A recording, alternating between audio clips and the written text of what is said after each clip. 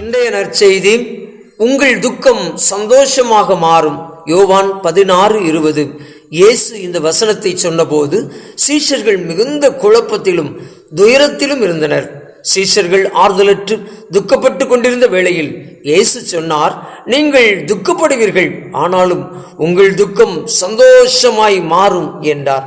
இன்று ஆண்டவருடைய வார்த்தையை கேட்டுக்கொண்டிருக்கிற நீங்கள் பலவிதமான கஷ்டங்கள், நோய்கள், வேதனைகள், இழப்புகள் மூலமாக மனமுடைந்து துக்கப்பட்டு கொண்டிருக்கிறீர்களோ?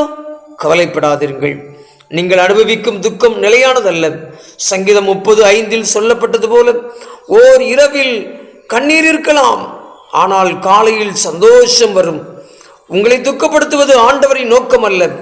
அதி சீக்கிரத்தில் நீங்கும் இந்த லேசான உபத்திரவம் என்கிறார். ஒரு தாய் குழந்தையை தேற்றுவது போல உங்களை தேற்றி சஞ்சலத்தை நீக்கி உங்கள் வாழ்க்கையை துதிப்பாடலாக மாற பண்ணுவார். பிரியமானவர்களே, ஒருவேளை நீங்கள் துக்கத்தில் இருக்கலாம், ஆனால் ஆண்டவர் உங்களை மறந்து விடவில்லை. உங்களுக்காக அவர் ஒரு நல்ல திட்டம் வைத்திருக்கிறார்.